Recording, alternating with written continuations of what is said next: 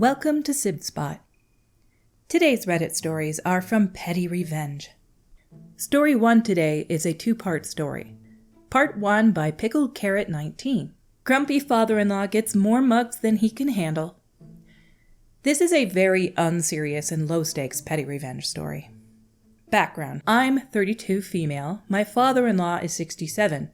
He's a stereotypical grumpy old man. My husband, who's 33, says that his father wasn't always like this, but the years have turned him sour. My father-in-law is always complaining about something, constantly going on right-wing political tangents, always inserting his opinion even if he isn't involved in the conversation, and constantly whining that my husband and I never make time for him, despite having him over for dinner every other week. My husband tolerates but doesn't entertain his grumpiness. I handle it like I would handle an incoherent toddler and just reply, "Wow, what an interesting thing to say," and then move along the conversation as if he weren't there. Recently, my husband and I completely reorganized our kitchen. As most people do, we had far too many coffee mugs. We decided to get rid of half of them, about 17, so we put them in a box and set them aside to be donated. That evening, father-in-law came over for dinner and noticed the box of mugs by the front door. When he asked about it, we just said we had too many and needed to get rid of some. He immediately started rambling about how wasteful our generation is, how we use something for 30 seconds and then throw it away, how his generation would always use an item until it fell apart and then would mend the item and keep on using it. He finished it off by saying someone his age would never consider discarding perfectly good items like that. I just responded with, "Okay," and continued getting dinner ready without addressing it further. Well, this last weekend we had our Christmas celebration with my husband's family. We celebrated early due to many family members going out of state for Christmas. We enjoyed our evening despite a few grumblings from my father-in-law. Towards the end of the night, we all exchanged gifts. That was when father-in-law opened a big box of 17 used coffee mugs. He looked at my husband with a confused look on his face, so my husband said, "You were so vocal about how we shouldn't get rid of perfectly good mugs, so we decided to gift them to you since you clearly wanted them." My father-in-law started making excuses about how he didn't need that many and how he already had mugs and doesn't have the space to keep them. My husband just shrugged and said, "I'm sure you'll find something to do with them. Your generation is very resourceful." It's only been 2 days since he got his new mug collection, but he's called my husband 7 times trying to convince us to take back the mugs. All I've said was, "It would be wasteful for us to take them back. Thank you so much for saving the perfectly good mugs." And part B to this story. Update. Grumpy father-in-law gets more mugs than he can handle. Back in December, I, 33 female, posted about how my father-in-law berated my husband, 34 male, and me for being wasteful when he found out we were getting rid of an excessive amount of coffee mugs from our home. We originally planned on donating the mugs, but since father-in-law was greatly offended by us getting rid of them, he thought we were throwing them away, even though we never said that. We decided to gift him all 17 mugs for Christmas. He was not pleased. It's been about 4 months since this incident. Grumpy father-in-law eventually stopped trying to get us to take the mugs back and just accepted his new collection. My husband's family is rather large, and we've celebrated a few birthdays these past few months. Father-in-law has decided to include a coffee mug in people's presents. My husband and I each got one back on our birthdays. My little niece got one for her 4th birthday, and he even sent one to his ex-wife, my mother-in-law, for her birthday. It's become a running joke now that everyone will receive a mug, and every mug will continue to be regifted. Father-in-law's birthday is in June, so all of us plan on wrapping up the mugs we've been regifted and giving them back to father-in-law. Father-in-law is still as grumpy as ever, but at least he turned his PettyRevenge into a funny family joke. I love this. I love when people do this sort of thing. Playing little pranks on people and regifting gifts and gag gifts are funny to me. I love this sort of thing. I'm so glad that you guys found some humor in this, and he, even though he's grumpy, he's giving mugs to everybody and he's gonna get tons of them back all at once. But just to touch on the generational thing, he comes from a time where people wouldn't be getting mugs all the time as gifts. But nowadays, mugs became a gift that you would give to pretty much anybody. So you'd get them as gifts from family members or at work or anything. So yeah, most households nowadays have way too many mugs because they were gifted to them over time. The house will usually have a set of mugs Like you'll have some colored ones that kind of go with the scheme of your home, but you'll also have all these gifted ones that you've been given over the years. I can promise you, most people have way too many mugs at home, and it's because it's a common gift. He comes from a time where you probably weren't gifted mugs as frequently. So yes, he's correct that his generation probably wouldn't do away with mugs that are perfectly good, but he also wouldn't have like 70 mugs. There is a weight limit to most cupboards, and you do not want that to come crashing down. Our next story is by Fly Civil 909. Landlord refuses to make repairs. I own a small business and have been renting a unit in a complex for about a decade. A few years ago, the longtime owner of the complex sold the property to a new group.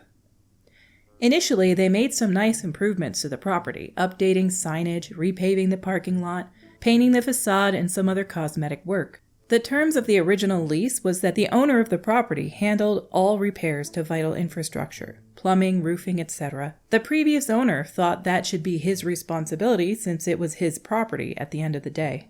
During the course of some of the renovations, the power to my AC unit was cut. I didn't realize it as it was winter time when the repairs happen. I run a business where we don't need the heat, and I only run the AC in the late spring through summer. So there's literally a few months where we're not using the HVAC at all. I called my property manager, and he proceeded to tell me it wasn't their problem, as the terms of our lease were now NNN. Luckily, it was just an issue with the outlet, and I was able to switch the plug with no issues or additional cost to me. There have been a few other issues that the management refused to address, and that's been mildly infuriating, namely their repeated insistence that we have a triple net lease. Basically what that means is now they have to do a lot of the maintenance, unless it's a big structural thing. But holy crap, they broke it, and they're not going to fix it. A few months later, we had a water leak. The valve to the toilet had failed. Once again, the landlord tried to tell me that it was my issue, but I fought back this time and produced a copy of my lease that clearly stated that all water-related issues are management's problem. I don't pay for water or gas utility, and it's included in my rent. Begrudgingly, he sent a plumber to repair the toilet. While he was here, I mentioned that our utility sink was also dripping, and he should have the plumber look at it. He declined to do so. The drippy faucet has turned into a petty, steady stream. We tried turning the water off at the valves, but the old gate valves have so much calcium buildup they still won't close all the way. I have mentioned it to our landlord repeatedly and still no repair. It's been about a year. The faucet continues to consistently run. My dad was a plumber for a while, and I'm perfectly capable of fixing the issue, but out of spite, I refuse to. I had a small leak at my house once, and it drove the bill almost $100 for the month over normal. I figure at least $1,000 in water has literally gone down the drain, not to mention the water is also being heated by the gas water heater. Not gonna lie, I love petty revenge stories where you pretty much do nothing, and that's the petty revenge. These guys are gonna pay so much more for water every month. You told them it's broken and they should fix it, but they're like, no, you fix it. We don't want to pay for it to be fixed. You should pay for it to be fixed. Yeah, but it's not costing me money. I'm not going to do anything for it. I don't care if it's leaking as long as it's not damaging my property. It's going down the drain. It's so wasteful, though. I don't like to see water going to waste, especially since water will not forever be the most plentiful resource. Our next story is by Casey Darling, 1994. Pass me over? Okay, I'll leave. This is only a small piece of pettiness on my part. I have a 0-hour contract working in hospitality. A full-time supervisor role came up, and since I have experience in that area, I thought, why not? Interview went really well with the assistant manager. We had a laugh and a chit-chat along with answering the same old boring questions. I added flair, don't worry. Soon after, I had a minor illness, the kind you don't want to be around food, so I took 4 days off to be clear of it. My first day back is training day. Comments are made about being short-staffed, unable to fill more of the 0-hour contracts, and how we need some help. Luckily, they've filled the supervisor role and she'll be starting next week. It ain't me, and this is the first time I'm hearing I've clearly been unsuccessful in my application. I get a half-hearted apology from manager at the end of the day's sessions with a, I like to do these things in person, but you were off sick. You would have gotten the role, but the other candidate can fill the hours we need. They wanted me to guarantee I could work 60 to 70 hours a week, despite this not being what the job states or entails. I told them I'd happily do 50 or 60 in the busy season, which I think is more than satisfactory to anyone else. Anyhow, I left for home and I got a call for a job I had interviewed before I went off sick. I was hedging my bets and glad I did. So I'll be off to a 3-day work week elsewhere for more money. See you later! Oh, and good luck filling that extra 0-hour role with no job security. Okay, so I've never heard of this being referred to as this. In case anyone like me was wondering what a 0-hour contract or 0-hour role is. Basically, people who are on call. A specific form of on-demand work. In these contracts, there's continuous employment relationship, but the employer doesn't provide consistent work. Instead, employees are called in as and when needed, without a guarantee of minimum working hours. So they wanted you to go from working on call, basically, getting totally different hours every day for your workplace, and then go to 60 or 70 hours a week because 50 or 60 wasn't enough. Isn't it also dishonest if they tell you that they want you to be available for 50 or 60 hours in the job description that you're applying for, and then to tell you they want you available for 60 or 70 hours a week? It seems like this place is being very dishonest in their hiring process. Added. Personally, I think they thought they'd get lucky finding someone for the supervisor role. They were struggling for months and presumed I'd stay on the very needed lower role. Now they are down 3 needed members instead of just 2. Update. HR emailed and would love to schedule an extra interview. What's your advice, Reddit? How honest am I being? Should I keep it snappy? Or just don't bother altogether? That depends, OP. How much do you want to share another petty revenge story on this subreddit? Our stories for today have come to a close. Until we meet again, have a crystal clear day.